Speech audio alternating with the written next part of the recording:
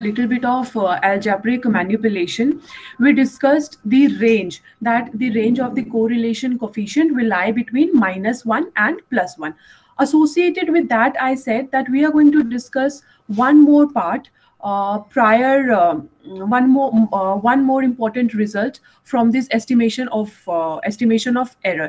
पर जो कल हम लोगों ने डिस्कस किया है that the range of correlation coefficient that will be between -1 and +1, मैं इसी से associated आपको एक दो चीजें नोट कराना चाहती हूँ जिसके conceptual questions आते ही आते हैं का मतलब है क्योंकि आप देखो अगर हम ऐसे देखें फर्स्ट यूनिट में से हमारा most of the part calculation based हो जाता है, बट यहाँ पे हमारे कुछ ऐसी चीजें हैं जैसे कि जो कोरिलेशन कोफिशिएंट है वो अगर हम x और y का निकालें या y और x का निकालें, हमारा वो कोरिलेशन कोफिशिएंट का सिंबल या तो प्लस होगा या माइनस होगा, दोनों में सेम आना चाहिए कोरिलेशन कोफिशिएंट का symbol.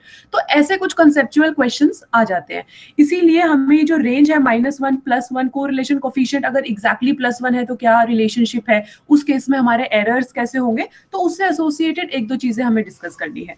So this is the range of correlation coefficient. We have derived this yesterday using the estimate of error.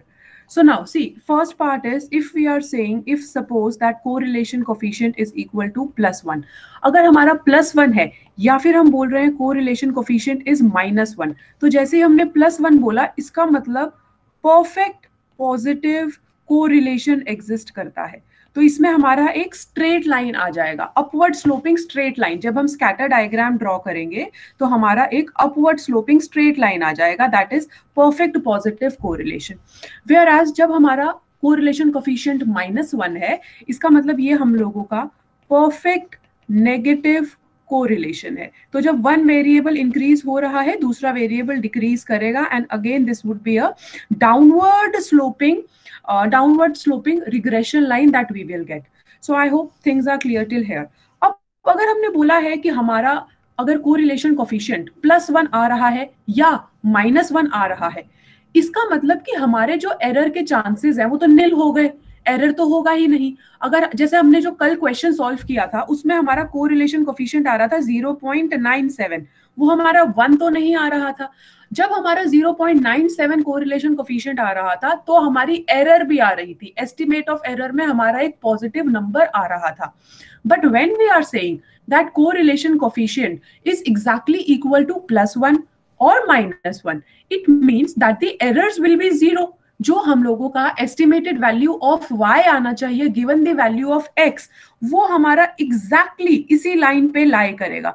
हमारा कोई एरर नहीं हो सकता कि इससे ऊपर लाई कर रहा है या इससे नीचे लाई कर रहा है। इसका मतलब जब भी हम लोगों का whenever r is equal to +1 or -1, that is whenever there is perfect correlation, then we say that summation of this squares of the errors, estimate of the summation of the square of errors, this would be equal to 0. There are no errors whenever the correlation coefficient is exactly equal to 1. Guys, you can note this down. If there is any problem to anybody, please let me know. I will repeat. अगर आप scatter diagram को correlation coefficient से और उसके बाद ये estimate of error से कहीं पे भी आप लिंक नहीं कर पा रहे हो, please let me no, I will repeat.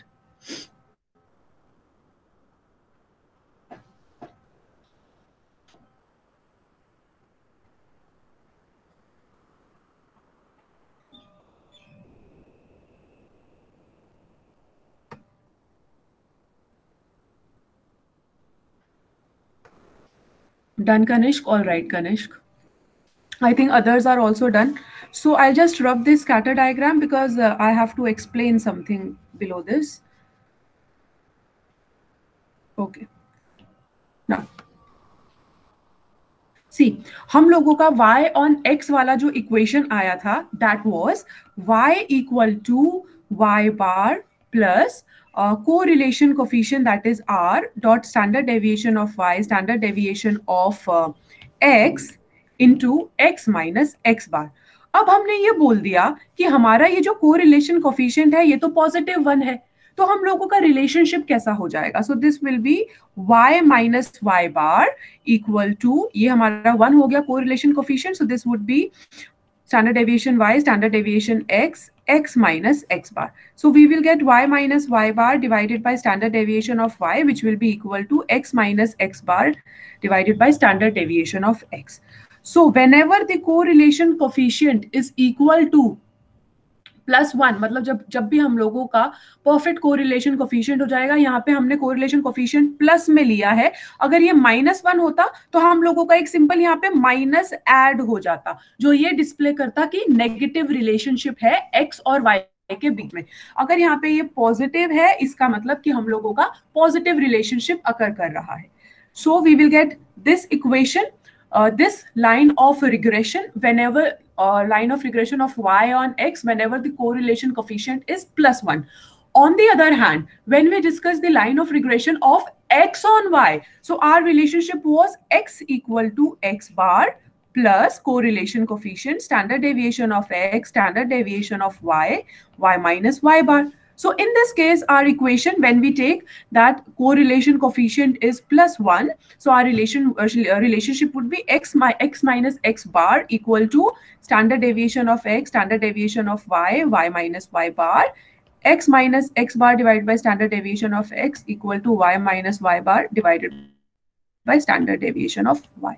सो जब भी हम लोगों का, मैं आपको जो सिंबल्स की बात बता रही थी ना, मैं ये बता रही थी आपको, आप देखो इन दोनों केसेस में ना हम लोगों ने, एक बार प्लीज स्क्रीन पे देखिए, इन दोनों केसेस में हम लोगों ने कोरिलेशन कोफिशिएंट प्लस लिया है, कोरिलेशन कोफिशिएंट प्लस में लिया है, तो हमारा यहाँ पे भी जो रिलेशनशिप आएगी वो दोनों की प्लस ही आएगी. ऐसा नहीं हो सकता कि हम लोगों का जो रिलेशनशिप है सेम डाटा का, line of regression of y on x का एक का नेगेटिव कोरिलेशन कोफिशिएंट आ जाए और एक का पॉजिटिव कोरिलेशन कोफिशिएंट आ जाए, क्योंकि x और y की अगर हम रिलेशनशिप निकाल रहे हैं, अगर हम ये बोल रहे हैं suppose that the price of samosa in Aryabhatta college canteen increases then the demand reduces, तो चाहे आप डिमांड ऑन प्राइस को रिग्रेस करो, चाहे प्राइस ऑन डिमांड को रिग्रेस करो, हमारा रिलेशनशिप तो नेगेटिव ही आना चाहिए. ऐसा नहीं हो सकता कि डिमांड को प्राइस में करोगे तो एक नेगेटिव हो जाएगा और प्राइस को डिमांड में करोगे तो वो पॉजिटिव हो जाएगा. तो this correlation coefficient in both the line of regression for x on y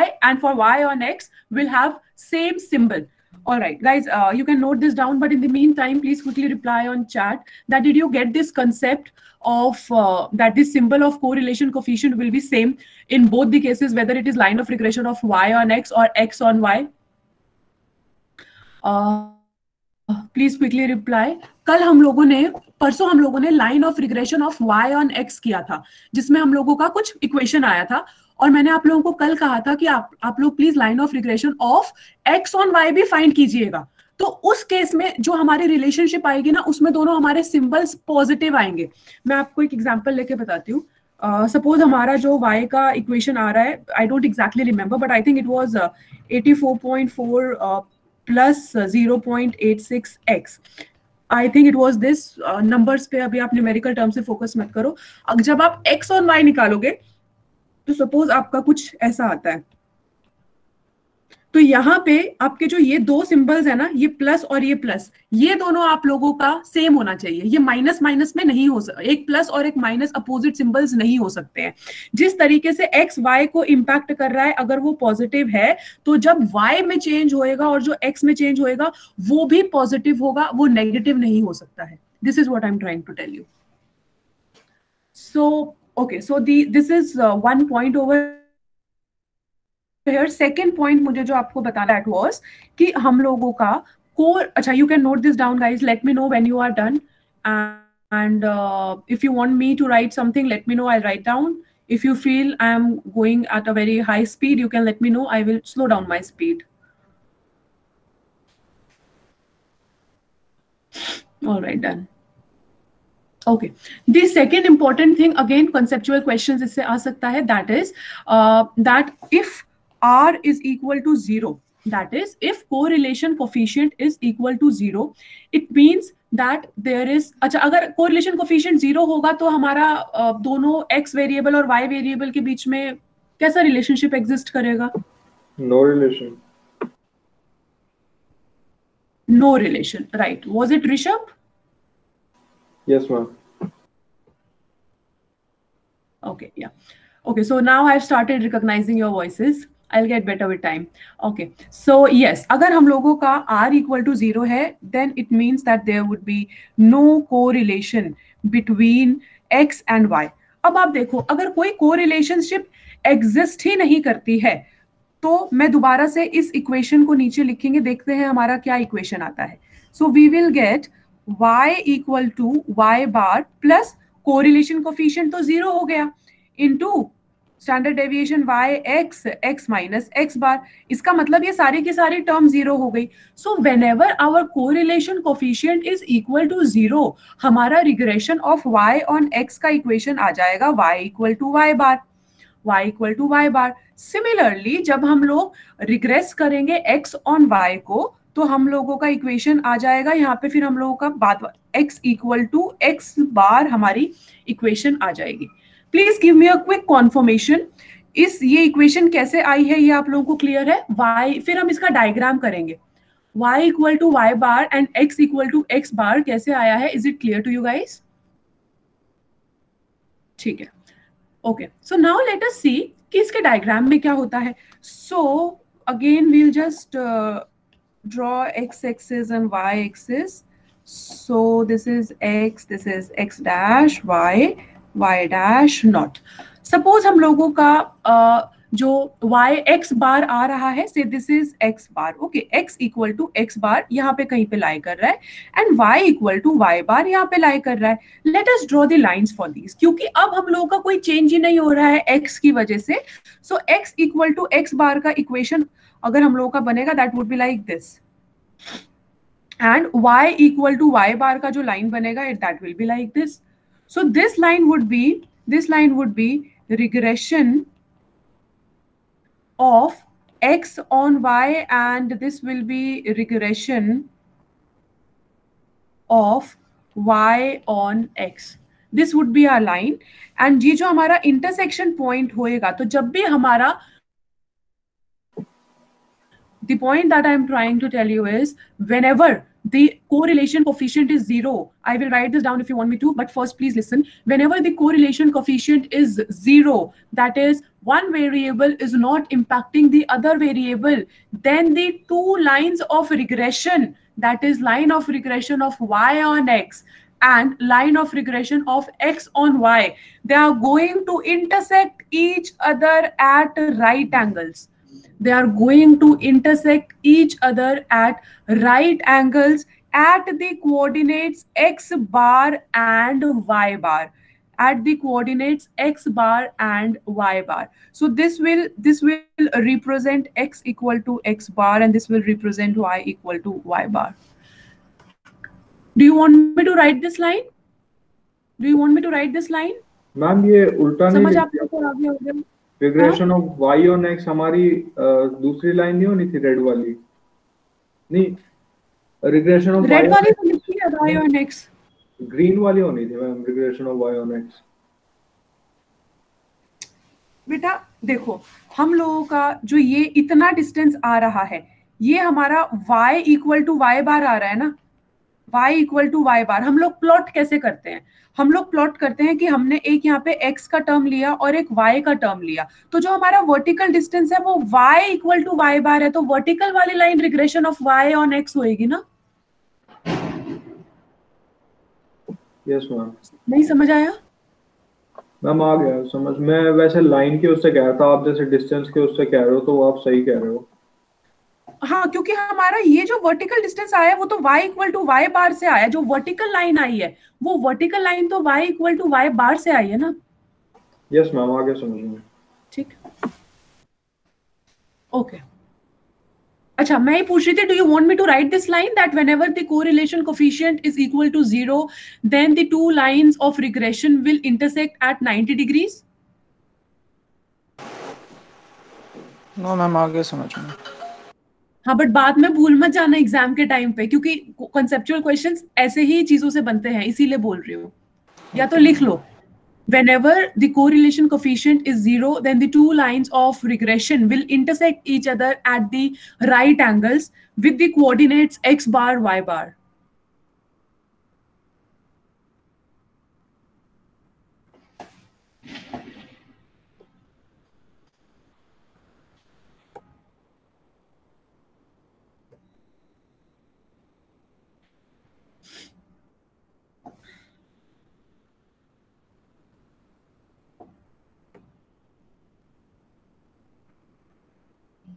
ma'am excuse me. हाँ जी, मैम ये जो ग्रीन लाइन है इसकी equation y is equals to y bar है ना?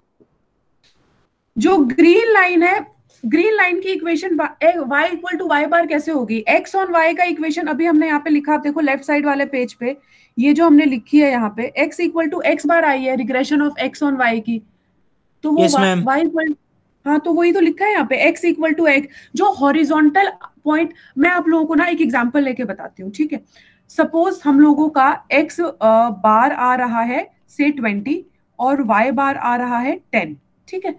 ये जो हमारी x इक्वल टू x बार है, ये हमारा x ऑन y का इक्वेशन है, और जो हमारा y equal to y bar है, ये हमारा y ऑन x का इक्वेशन आया है। ओके, ये इक्वेशन कैसे आई है, आई होप आप लोगों को ये तो क्लियर होगा।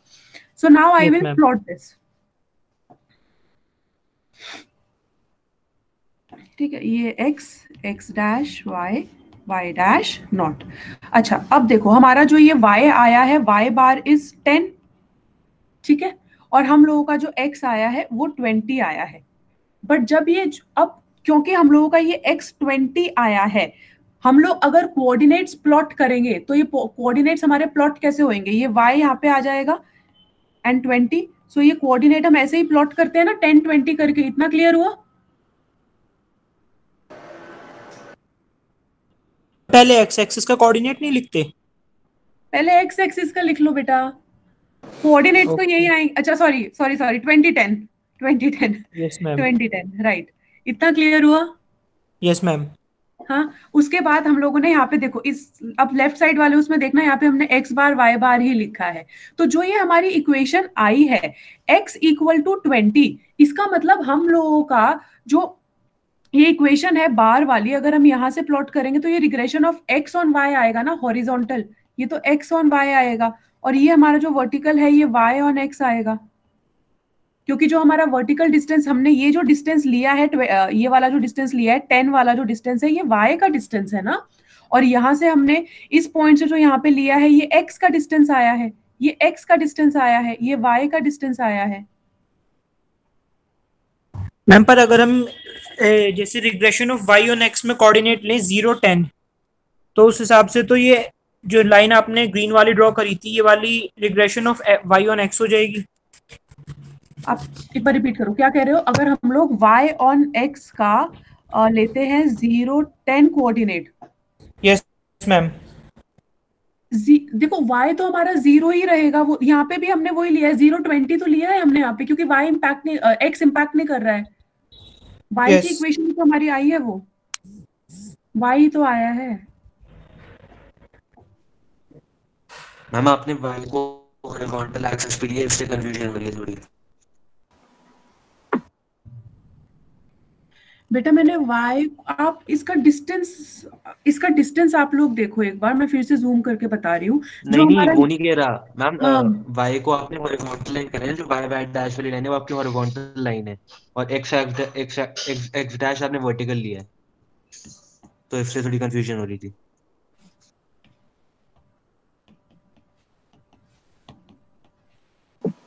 अभी ठीक है? आप हाँ हाँ ठीक। Sorry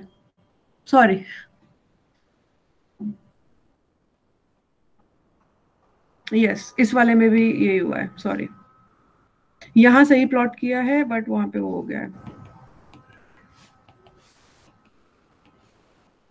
now fine?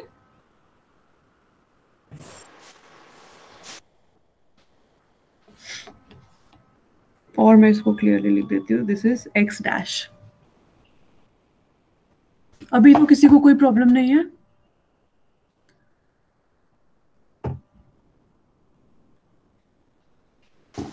No ma'am. Okay, alright. So next, ये तो हमारा एक पार्ट था जो हमने डिस्कस किया from the estimate of error. Now we are starting with the other part, जो कल हमारी इक्वेशन आई थी। Yesterday we got an equation, summation of error square divided by n, that is estimate of error, is equal to standard deviation of y square 1 minus r square. This was our equation. अब इसके basis पे हमने एक result तो ये देख लिया कि कोरिलेशन कोफिशिएंट की रेंज कैसी होती है. अब हमें एक दूसरा इंपॉर्टेंट रिजल्ट भी यहाँ से डिराइव करना है. हम इतना डेरिवेशंस इसलिए कर रहे हैं, कॉन्सेप्ट्स क्लियर होने चाहिए, एग्जाम्स में डिराइव करने को नहीं आएगा. सो यहाँ से हम लोगों का आता है, I just manipulate this equation further in order to derive our result. So we will get standard variance y square minus square r square, so that this will be y square r square plus estimate of error. अच्छा, अब आप लोग इस case में देखो कि क्या हुआ है कि हम लोगों का जो वेरिएशन का फॉर्मूला हमने किया था, ये standard deviation y square, sorry sigma y square, ये एक्चुअली हम लोगों का वेरिएंस है. हमने वेरिएंस किया है हमारे प्रीवियस चैप्टर्स के अंदर. वेरिएंस का फॉर्मूला होता है समेशन, अगर हम y का ले रहे हैं, सो this would B y minus y bar square divided by n. और ये हमें डिपिक्ट करता है, अगर आपको डेफिनेशन याद होगी, कि हमारा कितना वैरी कर रही है टर्म्स आपस के अंदर, कितना वेरिएशन हो रहा है, कितने डिफरेंसेस आ रहे हैं, कितने चेंजेस हो रहे हैं विद इन द डाटा. ये चीज हम लोगों ने वेरिएशन डिस्कस करते टाइम किया था. तो ये जो हमारा चीज है, ये हमें क्या डिपिक्ट कर रहा है? This thing is telling us if we regress y on x, then the total variance of y is depicted by the sigma y square. अब हम ये बोल रहे हैं कि हमारा ये जो टोटल वेरिएंस है y के अंदर, ये दो पार्ट से आ रहा है. प्लीज स्क्रीन पे ही देखिएगा, मैं लिखने का टाइम दे दूंगी, समझने की जरूरत है. हम ये बोल रहे हैं कि हमारा ये जो टोटल वेरिएंस आया है स्टैंडर्ड सिग्मा वाई स्क्वायर, ये दो पार्ट से आ रहा है. एक पार्ट तो आ रहा है ये एरर टर्म वाले से, और एक पार्ट आ रहा है ये वेरिएंस और कोरिलेशन कोफिशिएंट के स्क्वायर से. मैं सारी चीजें लिखूंगी, पहले समझना. पहले हम इस टर्म की बात करते हैं, सिग्मा एरर टर्म जो हमने निकाला है यहाँ पे, टोटल एस्टिमेट ऑफ एरर. ये जो हमारा वेरिएशन आ रहा है ना, इसका कुछ पोर्शन ऐसा है जो कि एरर की वजह से हमारा आ रहा है. एरर हो रहा है हमारी लाइन ऑफ रिग्रेशन में, जिसकी वजह से हमारा वेरिएशन में इंक्रीज हो रहा है. सो इसका मतलब ये जो एरर्स है, इसका तो हमारे पास रीजन नहीं है कि ये एरर क्यों आ रहे हैं. क्योंकि जैसे अगर मैं आपको एक एग्जांपल दूं, सपोज हमने बोला है कोविड केसेस डिपेंड करते हैं कि हम लोगों का टेम्परेचर कितना है. एक तो हमने वो वेरिएबल ले लिया. हो सकता है कोविड केसेस इस चीज पे भी डिपेंड करते हो कि हमारा पोल्यूशन लेवल कितना चल रहा है. सो वो वेरिएबल तो हमने नहीं लिया, अगर हम सिर्फ दो वेरिएबल की बात कर रहे हैं तो इसका मतलब कुछ ऐसे वेरिएबल्स हैं जो कि हम कंसीडर नहीं कर रहे हैं. और वो वेरिएबल्स क्योंकि हमने लाइन ऑफ रिग्रेशन में नहीं लिए हैं, तो हम नहीं एक्सप्लेन कर सकते कि इस y वेरिएबल के अंदर कैसे चेंज हो रहा है. तो जो ये हमारी एरर टर्म होती है, एस्टिमेट ऑफ एरर होता है, इसको हम बोलते हैं अनएक्सप्लेन्ड वेरिएशन. मतलब ये चीज जो ये एरर टर्म है, एस्टिमेट ऑफ एरर है, ये हम लोगों का कुछ पोर्शन है टोटल वेरिएशन का, पर हम इस वेरिएशन को एक्सप्लेन नहीं कर पा रहे हैं. यहां तक क्लियर है? मैं लिख दूंगी सब कुछ, आप लोगों को समझ आ गया यहां तक?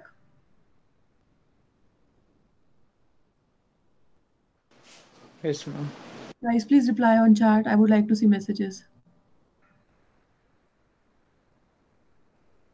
Just 3 messages. What are other people doing? Okay, Priya. All right, for the people who are listening, I hope things are clear to you. Okay, so next part अब हमको ध्यान देना है ये सेकेंड पार्ट पे. ये जो हमारा फर्स्ट पार्ट यहाँ पे है ना, वेरिएशन स्क्वायर, आर स्क्वायर, तो ये आर स्क्वायर क्या बता रहा है हमें? आर स्क्वायर ये बता रहा है आर कोरिलेशन कोफिशिएंट. ये हमें ये बता रहा है अगर हम y ऑन x लेते हैं तो कोरिलेशन कोफिशिएंट हमारा क्या बताता है? आर हमारा ये बताता है कितना प्रपोर्शन चेंज y में हो रहा है x की वजह से. वो चीज हमको इस फर्स्ट वाले वेरिएबल से पता चलती है.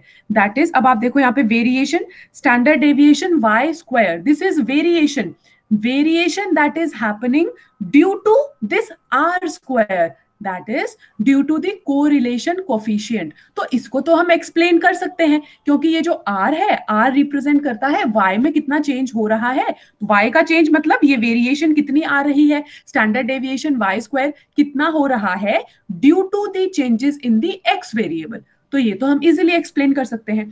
तो हम इस फर्स्ट वाले पार्ट को बोलते हैं एक्सप्लेन्ड वेरिएशन, इसको हम बोलते हैं explained variation.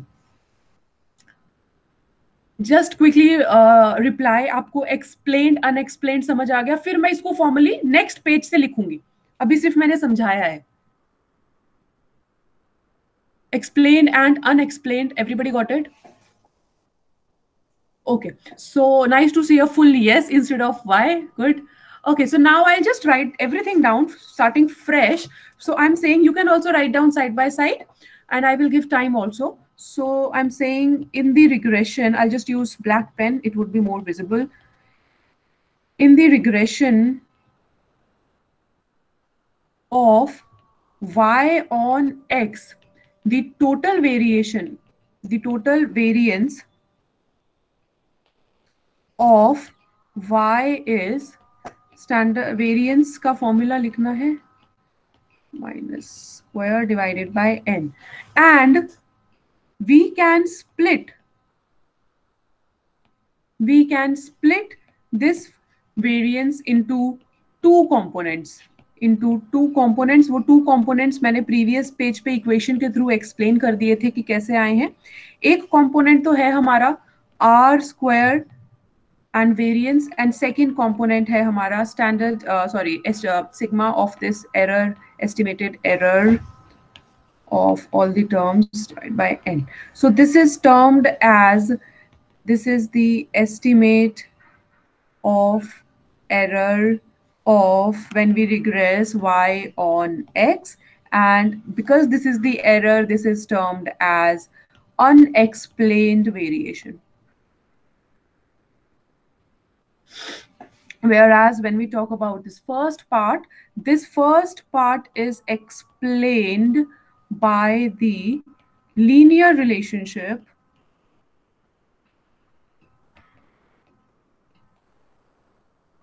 of y with x when we are regressing y on x, and therefore this is termed as explained variation. Explained variation. Therefore, we can say that the total variation, total variance or total variation in this y is explained, is the summation of explained variation plus the unexplained variation.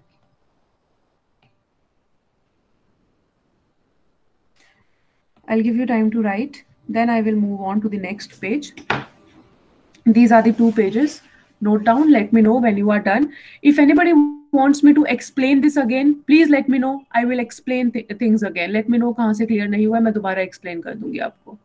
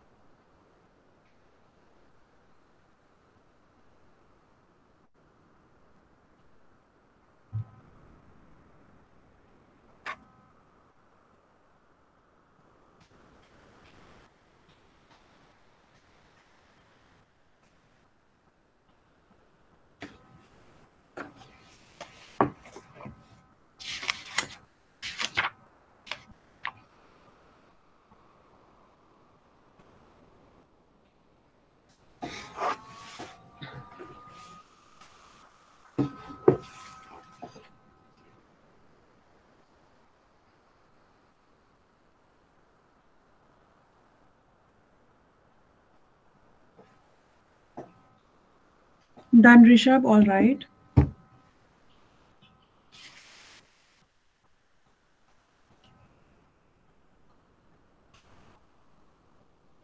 Okay, Parth.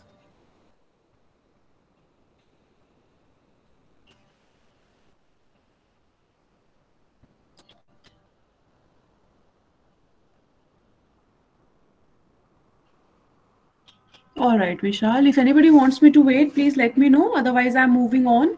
इसी से associated आगे explanation है. If somebody wants me to wait, let me know. Otherwise, I'm moving on. Okay. So basically हमने दो conclusion निकाले हैं यहाँ से. Number 1 कि जो हम लोगों का ये R square है, this R square, this is the proportion of total variation that is explained, and number 2 जो हम लोगों का unexplained है, that will be square divided by n and this whole divided by this. So this is our unexplained variation.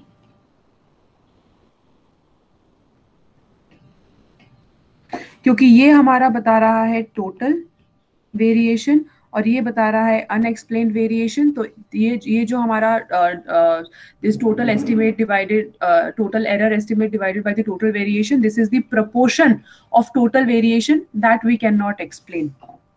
So these are the two conclusions that we have derived from here. And correlation coefficient का formula हम already discuss कर चुके हैं. I am not writing that again, but यहाँ से ना हमारा एक इंपॉर्टेंट कंक्लूजन निकल के आता है. सपोज इज आर स्क्वायर की value, I am giving you 2 examples.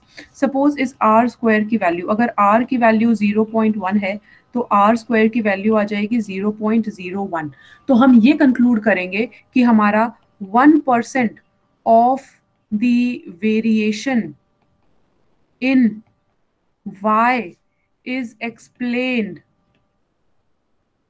by x variable, whereas 99% remains unexplained. अब आप लोग एक चीज बताओ, अगर सपोज हमको पॉलिसी फ्रेम करना है, लिख लेना बाद में, first listen to my question.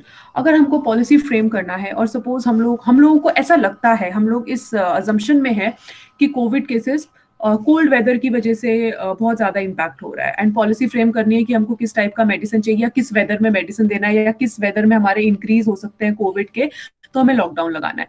और फिर हमने ना एनालिसिस किया, हमने रिग्रेशन यूज किया और हमारा आर स्क्वायर का वैल्यू आया 0.01. तो क्या हमारा टेम्परेचर एक इम्पोर्टेंट वेरिएबल है जो कोविड को इम्पैक्ट करेगा अगर हमारा आर स्क्वायर 0.01 आया तो? यस और no? No. No ma'am. Right. तो इस तरीके से हमारा आर स्क्वायर का इंपॉर्टेंस पता चलता है. ये आर स्क्वायर एक्सेल में कैसे निकलता है वो भी मैं आप लोगों को दिखाऊंगी. अगर चाहते हो तो आज दिखा दूंगी. If you guys have laptop you can let me no, नहीं तो फिर हम ट्यूसडे को कर लेंगे, नो प्रॉब्लम. ट्यूसडे को एक्चुअली इसका एक और फॉर्मूला मुझे डिस्कस करना है जिसका ग्रुप्ड और अनग्रुप्ड का एक एग्जांपल हम डिस्कस करेंगे.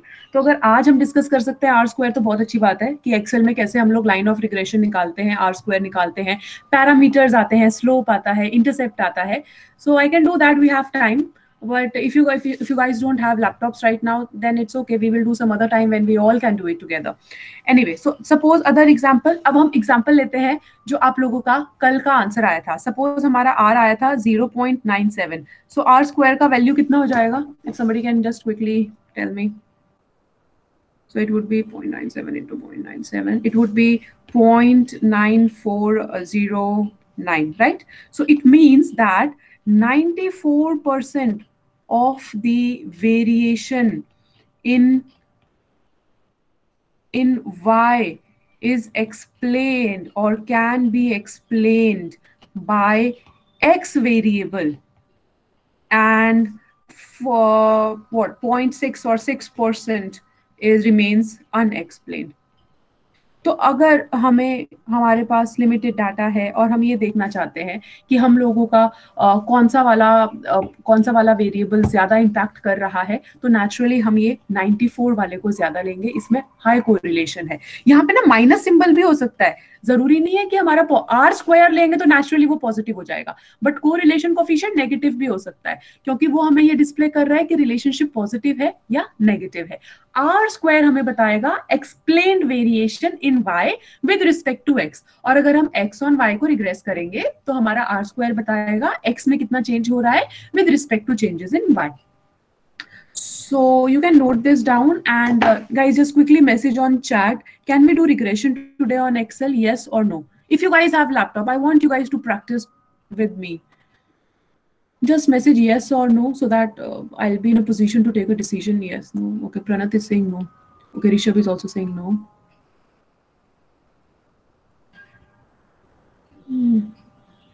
Okay, so there are okay, so there are 4-5 students who are saying no. All right, no problem. फिर हम आज डिस्कस नहीं करते हैं, हम किसी और दिन डिस्कस कर लेंगे, but now since we have time then I would like to go ahead. मैं आगे करवाना चाहती हूँ। Can you guys maintain your focus, because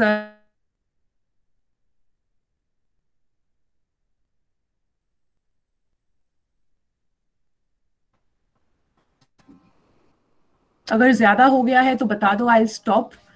I want you guys to understand. Okay, Rishabh is saying we can do. What about others? It would just take 5 minutes. Question मैं आपको solve करने का फिर homework दूंगी 3 दिन में, at least एक question तो कर सकते हो, so that we can save some time on Tuesday. Nobody else is saying yes.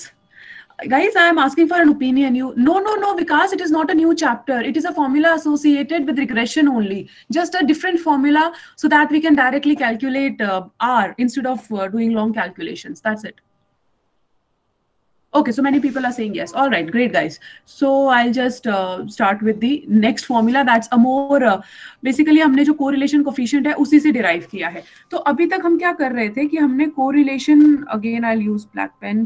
So अभी तक हमने correlation coefficient का जो formula discuss किया था, that is R, it was sigma x minus x bar y minus y bar divided by under root of sigma x minus x bar square and sigma y minus y bar square.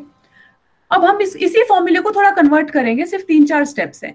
तो एक बार please screen पे देखो, you can note this down, I will give you time.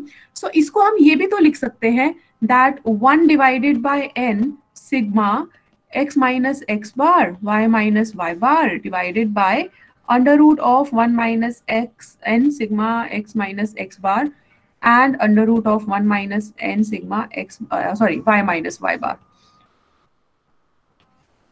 y minus y bar। ये भी लिख सकते हैं ना हम, we can write this also, क्योंकि जो डिनोमिनेटर है जब हम उसको बाहर निकालेंगे तो वो root 1 by n into root 1 by n 1 by n ही बन जाएगा, है ना। तो ऊपर जो न्यूमरेटर 1 by n है और डिनोमिनेटर 1 by n है वो कट हो जाएगा, लिख सकते हैं ना ऐसा भी। एनीबॉडी स्क्वायर नहीं लगाया आपने? क्या बेटा, क्या कह रहे हो? डिनोमिनेटर में स्क्वायर हो सकता है। हाँ, डिनोमिनेटर में स्क्वायर हो सकता है ना, किसी को कोई कंफ्यूजन तो नहीं है। ओके, सो अब ये जो हमारी चीज आई है ये तो हमारा वेरिएंस का ही फॉर्मूला आया है, सॉरी ये तो हम लोगों का वेरिएंस का ही फॉर्मूला है। ये वेरिएंस ऑफ एक्स है, ये वेरिएंस ऑफ वाई है ना। यही फॉर्मूला हमने डिस्कस किया था। किसी को कोई स्टेप नहीं समझ आ रहा है तो पूछ लेना। तो अब हम क्या करेंगे कि ये जो हमारा न्यूमरेटर है इसको हम बोलेंगे कि ये covariance of X and Y है। इसको हमने बोला ये कोवेरिएंस है। कोवेरिएंस मतलब एक्स और वाई कितना रिलेटेड है, क्योंकि अगर जब हम लोग यहाँ पे नीचे बोल रहे हैं, जब हम लोगों ने सिर्फ एक्स का डेविएशन लिया है तो हमने उसको वेरिएंस बोल दिया, वेरिएंस ऑफ एक्स। जब सिर्फ वाई का डेविएशन लिया है तो वो हम लोगों का ये वेरिएंस ऑफ वाई आ गया। कोवेरिएंस मतलब रिलेटेड नहीं होता।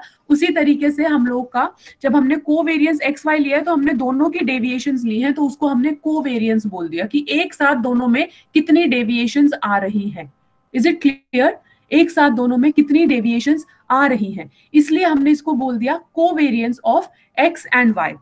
तो अब हम लोगों का कोरिलेशन कोफिशिएंट का फॉर्मूला हो गया covariance of X Y divided by standard deviation of x, क्योंकि ये तो हमारा रूट में था वेरिएंस दोनों जगह, तो standard deviation of x into standard deviation of y. This is another formula to find out the correlation coefficient.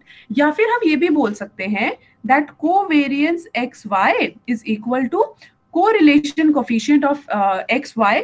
आप लोगों की बुक में ना ये आर के यहाँ पे सबस्क्रिप्ट में एक्स वाई भी लिखा हो सकता है, तो ये एक्स वाई का कोई मतलब नहीं है, ये सिर्फ हम ये बोल रहे हैं correlation X on Y, correlation of x and y, correlation of y and x into standard deviation of x into standard deviation of y.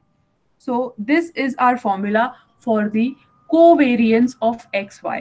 अब हो सकता है हमें एग्जाम में 2 या 3 नंबर का सिर्फ स्टैंडर्ड डेविएशन ऑफ x दे दिया जाए या y दे दिया जाए और फिर हम लोगों को कुछ इसमें से वैल्यू फाइंड आउट करनी हो. सो ऐसे कुछ हमारे कंसेप्चुअल क्वेश्चंस एग्जाम्स में आ सकते हैं. मैं आपको ट्यूसडे को दिखाऊंगी जब भी चैप्टर खत्म हो जाएगा, उसके बाद मैं आपको दिखाऊंगी कि लास्ट टाइम कोरिलेशन कोफिशिएंट से किस तरह का क्वेश्चन आया था. तो जब आप लोगों को थोड़ा ये हो जाएगा कि इतनी लंबी कैलकुलेशंस हो सकता है ना आए, इंस्टेड कंसेप्चुअल क्वेश्चंस आए. Okay guys, you can write this down, let me know when you are done. इससे ज्यादा मैं आज आप लोगों को समझाऊंगी नहीं. Let me know when you are done with this.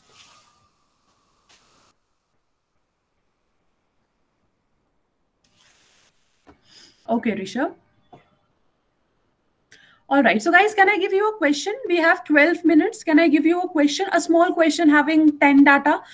उसको आप ये covariance के medium से solve करने की कोशिश करना. Shall I give you a question? एक question दे दूँ? ठीक है. So, I'll just give you a question. And suppose we have 2 variables, say our ungrouped का आज करते हैं, grouped का Tuesday को करेंगे. So suppose we have 2 variables. Suppose आपका जो x variable है वो बता रहा है the marks that you have obtained in your economics class, and say y variable is explaining you the marks that you have got in your maths class. And just हम लोग इसमें 10 ही data मैं लूंगी इसमें. So x is 59, 65, 45, 52, 60, 62, 70, and 55, 45, 49, and then we have y, so that is 75, 70, 55, 65, 60, 69, 80, 65, 59 and 61. So यहाँ पे आपको find out करना है. Your n is, as we can see, it is 10. Number 1, you need to find out what is the correlation coefficient, that is small r. Number 2, you need to find out the line of regression of y on x, and number 3, you need to find out line of regression of x on y. ये 3 चीजें आप लोगों को find out करनी है. So we have 10 minutes left. See how much you can do. If you want to confirm any answer, let me know.